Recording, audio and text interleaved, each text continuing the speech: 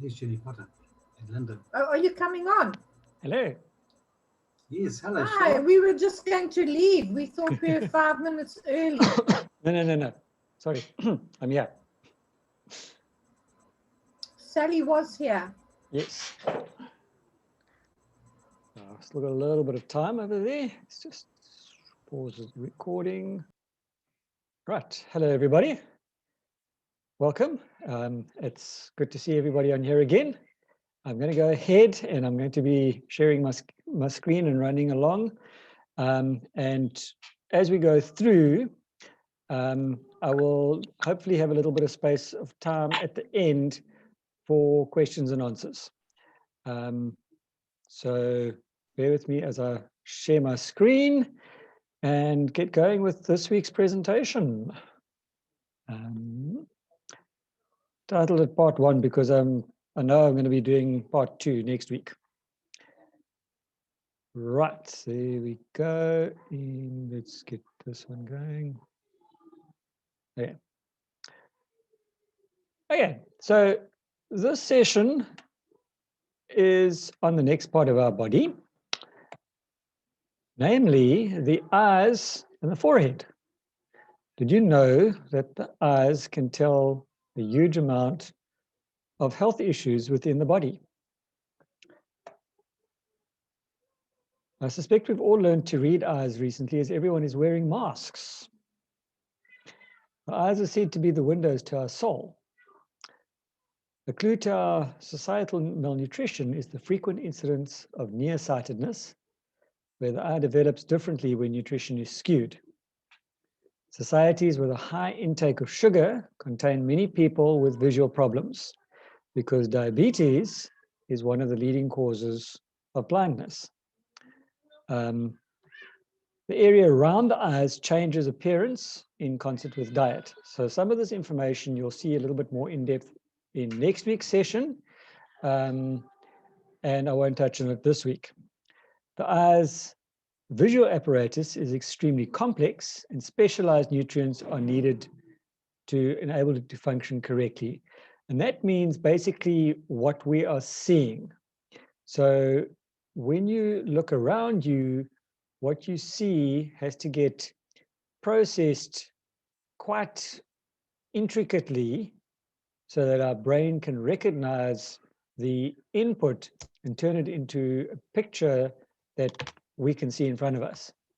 They tell me that everything we see is actually inverted and our brain turns it around. I'm not too sure about that. You've all heard of cataracts, which is a cloudy condition of the eye lens. And I know at our hospital, our ophthalmologist does between 10 and 12 patients every single week with cataracts. And he does lens replacements on those cataract patients. He makes a tidy sum out of it because those things are not cheap. And generally he'll do one eye this week and the following week the patient will come back and he does the second eye because cataracts generally occur in both eyes. Cataracts can lead to blindness and surgical treatment is extremely expensive. I'm under correction, but I think lens replacement, which is exactly what they're doing to sort out the cataract, because what they do, sounds a bit gross, apologies for those who are eating supper or just finished supper, but basically they shove a needle into your eye, suck out the cataract part, which is the cloudiness, and reinsert a very small plastic lens, almost like a contact lens.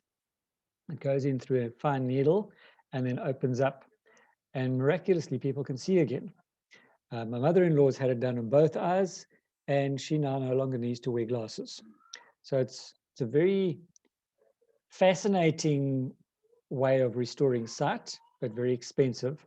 I think I'm under correction, but it costs in the region of around about 12,000 Rand per eye for a new lens to be implanted. Sean, Yes. it's 45,000 Rand an eye. Ouch. 90,000 Rand. Thank you. That puts it into even more perspective over there. Yeah, I've got a Diabetics. friend who's having it done next week. Aha. Okay. There we go. Thanks very much. Diabetics are predisposed to develop cataracts and damage to the retina, which leads to blindness and kidney damage. And this is caused by a buildup of sugar in the system. As we know, diabetics and sugar are not good partners, or should I say sugar is one of the main causes of diabetes. And we'll get into that at another stage. But because of that excess sugar, the sugar causes a huge amount of issues with the little blood vessels in the eyes, and that is what leads to the retinal damage, the blindness, and that's irreversible blindness, and the kidney damage, which leads to dialysis, which is another expensive pastime. And I see dialysis units popping up like mushrooms these days. The reason for this is mostly an enzyme called aldose reductase, big fancy terms, which converts the glucose to sorbitol. Sorbitol is a sugar alcohol often added to diet foods, and the body produces it as well. So all the people like diabetics who go along and they go, oh, we can't have that stuff that's got sugar in it. We're going to go for the diabetic friendly, the diet friendly, no sugar content. Well, beware, because you're probably putting more poison into your system. Cataracts in non-diabetics are usually a result of oxidative damage to the eyes, usually sunlight exposure, and that you'll find in people who have spent most of their life outdoors through work, spending time on the beach when they're youngsters, and that also leads to skin damage, and that's also a topic for another day. And see these messages. Sorry, apparently my connection is dragging a little bit. So people who, your builders, your farmers, your professional lifeguards, beach bums, snow skiers, all those guys who have had a lot of sunlight exposure over the years end up with the oxidative damage to their eyes, which then causes cataracts later on in life. Oops, where did my thing go? Why am I not going? There we go. All right. If the development of cataracts could be delayed by just 10 years, half the surgeries for this condition could be eliminated. I'm not too sure if the ophthalmologist would be very happy about this, but I think the people on the receiving end of the needles and the new lenses might be quite happy with that development. Some suggestions for the eyes. Diabetics should supplement with vitamin C and flavonoids. As we know, we have a unique flavonoid supplement, flavonoid complex, that contains a whole mess of bioflavonoids, which technically and essentially is a really potent form of vitamin C. Now, according to Don Lawson, if you take vitamin C and flavonoids together, you're going to get a much better result. And we have one of the best vitamin C's on the market. And in fact, I had a patient today who was saying, oh no, she can't take vitamin C because it affects her stomach. I told her that she's taking the wrong vitamin C. And then we got interrupted and we couldn't go further. But anyway, so one needs to be careful about the amount of vitamin C that you take, or should I say the type of vitamin C that you take. Technically, you cannot overdose on vitamin C, but if you take too much, your gut will tell you about it and you will end up with diarrhea. I haven't heard of the same problem with flavonoids. Obviously, diet is always the basis for anything before supplements kick in. Diet is your key. And a diet rich in colored fruits and vegetables is your best recommendation. And where do we find that if you're not getting it in your diet? Carotenoid complex. And carotenoid complex has been proven to reverse things like macular degeneration, or at least slow down the macular degeneration and prevent it from getting any worse. We need to supplement with antioxidants because what did we say before? Oxidization causes cataracts. So we need antioxidants. And vitamin C is one of your best ones for the eye because your eye obviously has the tear ducts and the watery fluid areas in the eye. And vitamin C being water soluble, as is flavonoids, water soluble, what that means is that works on the moist areas like your tear ducts, your eyes, your lungs, etc. Vitamin E and carotenoid complex are other very well-known antioxidants. Our vitamin E is not just a vitamin E, but it is in fact a complex of vitamin E's. Most of them you will find are called alpha tocopherol. And in fact, when you're looking at the label of a supplement, you're looking for the chemical symbol D-alpha tocopherol. If it says DL, the L means leave it on the shelf. Doesn't really mean leave it on the shelf, but that's how I remember the L part. But L signifies that it is a synthetic vitamin E, probably made from crude oil. Scary thought that. A cataract may be a clue to blood sugar problems. So if you are not known to be diabetic and you're starting to develop a cataract, it is best to be tested for diabetes, because could mean that you are having a blood sugar problem. Dry eyes, dryness and loss of sparkle to the eyes. You ever heard that term, oh, they've got a sparkle in their eyes or a twinkle in their eyes? Or when people are sick, we say they've lost the sparkle in their eyes. Well, that is a problem. The eye loses its glow with a deficiency of omega-3 oils, vitamin A, and zinc. Dry eyes may also provide an early clue to an autoimmune disease. Autoimmune diseases include things like or should I say rheumatoid arthritis, fibromyalgia, lupus, that kind of thing. The moisture that causes the shine in the eye is composed of mucus, water, and lipids or oils. Anytime we use the word lipids, it means fats or oils. So that could quite probably be why when you are crying, your nose waters as well, because there's a lot of mucus in your nose and the sinus areas around the eyes going down into the nasal passages and into the back of the throat. A lack of vitamin A or zinc can hinder mucus secretion. We have two very good products that will provide this, namely the vitamin A and D, which is a good antioxidant. That's a fat-soluble antioxidant.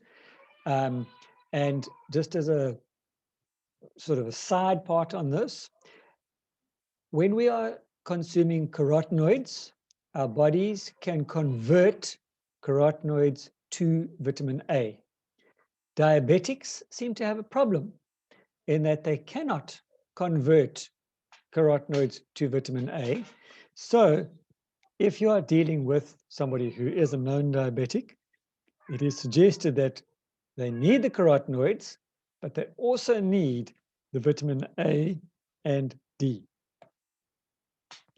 These nutrients partner with omega-3 oils, which are concentrated in the eye tissue and are usually deficient in those with dry eyes.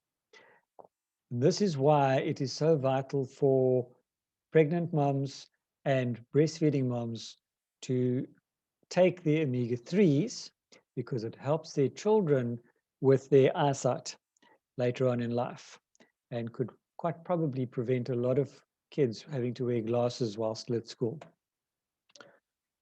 Hormone imbalance can lead to autoimmune disorders as well. And we won't get into that tonight, but if you're having dry eyes, it's probably a good idea to have a full physical to check and see, are you early stage diabetic? Are you early stage underlying autoimmune disorder or a hormone imbalance? Dehydration can lead to dry eyes. Almost makes sense, because when we dry out, obviously there's no moisture in the body. Therefore, your eyes are going to get dry. Older people are more prone to dehydration, as are athletes and people who spend a lot of time outside. Quite often, people who spend a lot of time in front of a computer also are prone to dehydration because they don't take very many water breaks. Eyes dry out more with video displays. There we go again. Computers, smartphones, flat screen TVs, all those sort of monitors where you spend hours glued to this little screen, it can cause a lot of dehydration because what happens is we tend to be focusing on the monitor, we're focusing on the screen, and we forget to blink. And it's when you're blinking that you are spreading the fluid across your eyes to moisten them. When you keep your eyes open for an extended period of time, they obviously get dry. Other things that can cause that are contact lenses. There we go, getting ahead of myself. Contact lenses can also lead to dry eyes. A lot of the contact lenses these days are breathable, but I do know that my wife who wears contact lenses, by the time that evening comes about, and she's had her lenses in all day, will complain and say, I need to take my eyes out because they are getting so dry, because the plastic causes a problem over there. Dry eyes decrease the protective film of the eye, which therefore increases the risk of inflammation and oxidative damage. And I've seen my wife with some very, very pink eyes at times if she doesn't get her lenses out in time for whatever reason. She's forgotten her glasses case, or we're not in an area where she can get her contact lenses out in time, and she ends up with very inflamed eyes. Fancy term for that is conjunctivitis.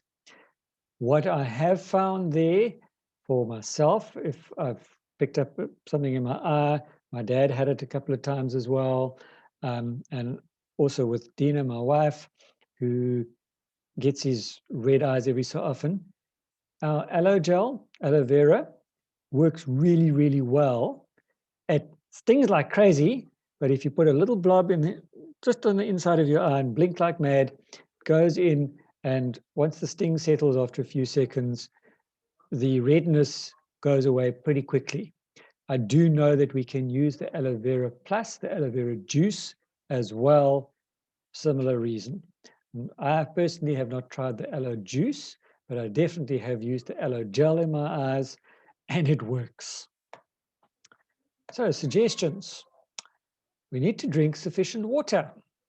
And there are charts available on Google if you just go and search it for water charts. And you put in your weight. I think you put in your age as well. There's a couple of factors that you enter in, and it will give you an idea of the amount of water that you should be drinking per day. In the current heat that we've been having, you need to drink more water because you are going to be dehydrating more. And if you have an air conditioner going, definitely drink more water because air conditioners dry out the air and the body horribly. So athletes as well also need to take extra water. It's recommended on average you drink about 1.5 liters of water to 2 liters of water per day. Remembering as well, too much water can also cause a problem because it causes an imbalance in the electrolytes in your system that can cause issues. We need to supplement with antioxidants, and the best known ones for the eye, carotenoid complex, flavonoid complex. Flavonoids, as we know, are the water-soluble antioxidants, whereas the carotenoids are the fat-soluble antioxidants. That little bottle has the equivalent potency of 113 kilos of raw fruits and veggies in every bottle. And this is why it is a good idea to supplement, because there is no way anybody can get that amount into their system on a daily basis. Mostly because you're not going to get that sort of quality of food into your system. And also, you've got a lot of extra calories with that, and in diabetics, a lot of extra sugar, which can cause a problem So from that perspective, it's good to supplement. Supplement with cod liver oil. In the States, they have a product called cod liver oil. Here, we have the equivalent, simply labeled vitamin A and D, but it is cod liver oil. And then omega-3. And as we know, we have the best, most comprehensive omega-3 on the market because it has a chain of all 8 of the omegas. Vitamins B12 and D assist with dry eyes caused by hormone imbalance. Remembering too that vitamin D technically isn't a vitamin, but is actually a hormone. And taken above, I think it's 500 milligrams, it is considered a medication, not a supplement. We need to take regular breaks and rest the eyes when doing excessive screen time. So if you are an unfortunate person who gets to spend 8 or 9 hours behind a computer screen all day, do yourself a favor. Set a timer. You can have a little background timer running because there's a lot of these apps running that are available for that. And every 45 minutes or an hour, get up, blink your eyes, take a walk, drink a glass of water. Come and sit down again and carry on. It has been said that if you look at something green, it tends to help to relax the eyes as well.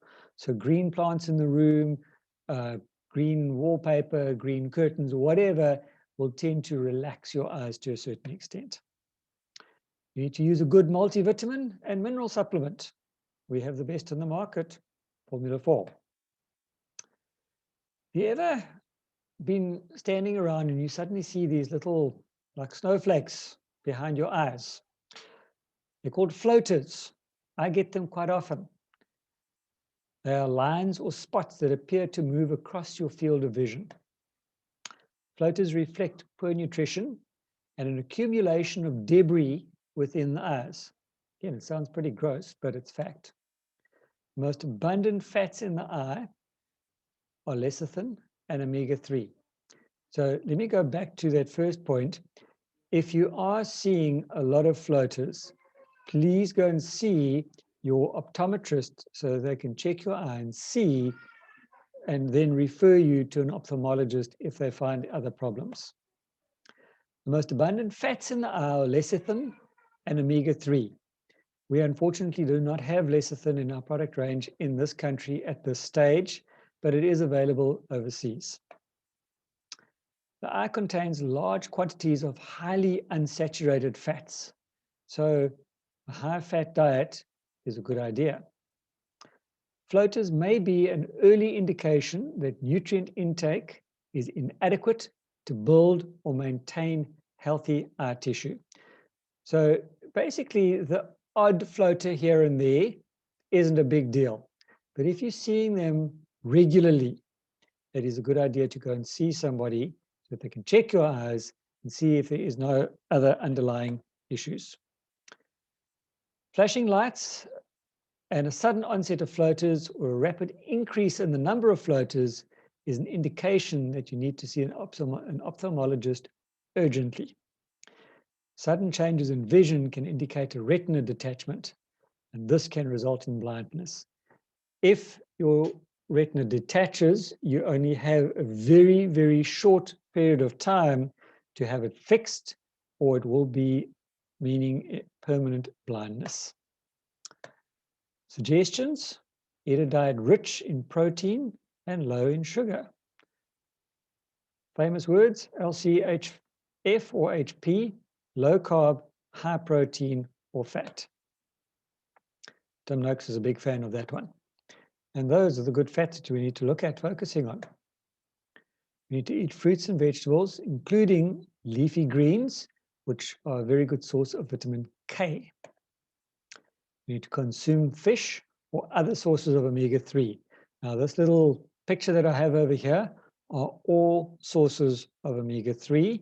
Your best source, however, is fish, and your ultra best source is fish that is caught in cold waters.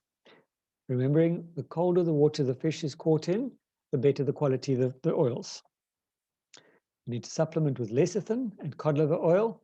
As I said, we don't unfortunately have lecithin available in our product range yet here, but we do have vitamin A and D. You need to use a good quality multiple, that's a multivitamin and mineral, with antioxidants. And guess what? Provitality is the good source for that. Now your forehead. Ever heard about wrinkling foreheads?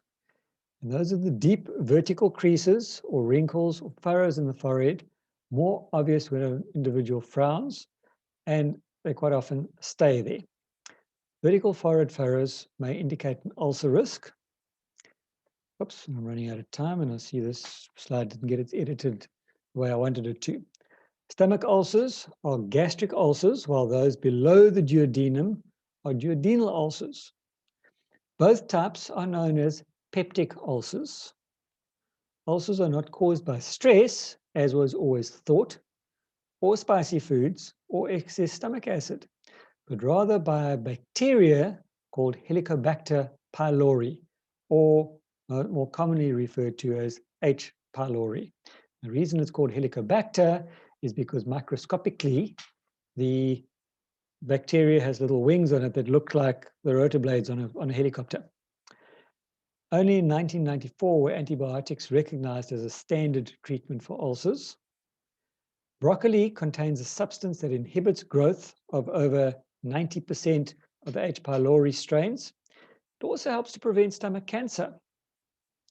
Garlic is also a powerful ulcer and stomach cancer prevention. Why? Because garlic kills bacteria. So the suggestions are, we need to avoid sodas and caffeine beverages that dehydrate the body. We do have Neolife tea. Sorry, pardon me.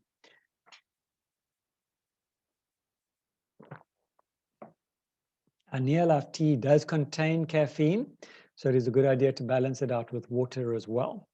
Your sodas often contain other funny things that can cause more problems, and excess sugar, so stay away from them. You need to drink enough water.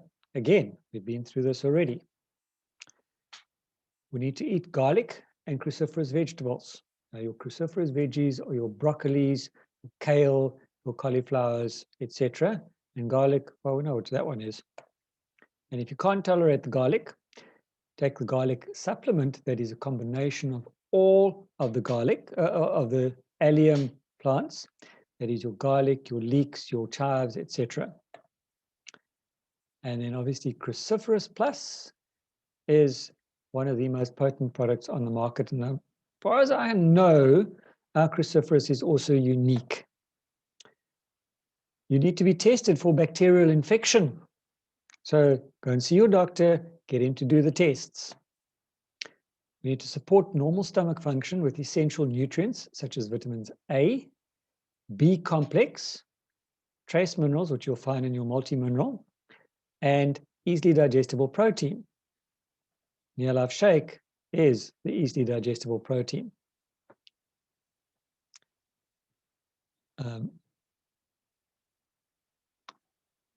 So, pardon me, got interrupted over there. And we need to supplement with antioxidants and omega-3 fish oils. The antioxidants that we know of are obviously your carotenoids. Macular degeneration is the leading cause of blindness in people over 65 in the USA. Oops, lost my editing over here as well. Otherwise known as AMD, or age-related macular degeneration, is a corrosion of an area in the back of the eye called the macula lutea, and it results in central vision loss.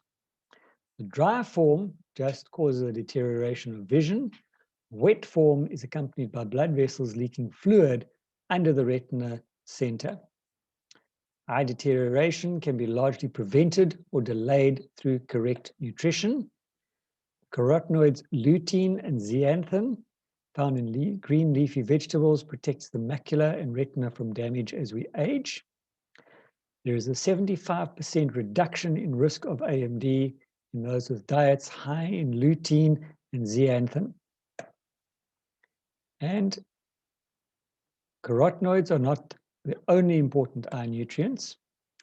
A study showed that sulforaphane compounds in cruciferous vegetables protect the retina in a dose-related manner, meaning that the body will find its own dose that it needs. Broccoli is one of the healthiest vegetables we can eat. It also helps for demonstrations with LDC. The eye contains large amounts of omega-3 oils. DHA is found primarily in cold water fish and is a major building block of healthy eye tissue. If somebody says to you, I get omega-3 from plants, they are not getting the DHA that they're needing, they are getting the EPA. Zinc, vitamins C and E and beta-carotene reduce the risk of AMD. Flavonoids strengthen blood vessels and may protect against the wet form of AMD. And scientific studies show that antacid use is an unexpected risk factor for AMD because it messes up the stomach acid content, which can lead to non-digestion of food and all sorts of other problems. Inadequate stomach acid may be an underlying issue in many cases of AMD. So the suggestions are, my apologies, I'm rushing through this because I've got about 4 minutes left. Avoid sweets and other sugars. Consume a serving of cruciferous vegetables daily. And if you're not doing that, please take your Cruciferous Plus. We need to consume eye-protecting omega-3 fish oils daily. And again, if you're not getting that, we need to take our salmon oil daily. We need to eat 2 servings of leafy green vegetables daily. Again, if you're not getting it, carotenoid complex is your alternative. And supplement with all antioxidants, namely the phytonutrients or phytodefense. And test for hydrochloric acid deficiency. It is a test that your doctor, possibly clinic, can do for you as well. And that is all for this week. And I will continue part 2 next week. So I hope that wasn't too boring or too technical or too higher grade. No, it was fantastic, Sean. We need to remember all this. That's the problem. Yeah, me too.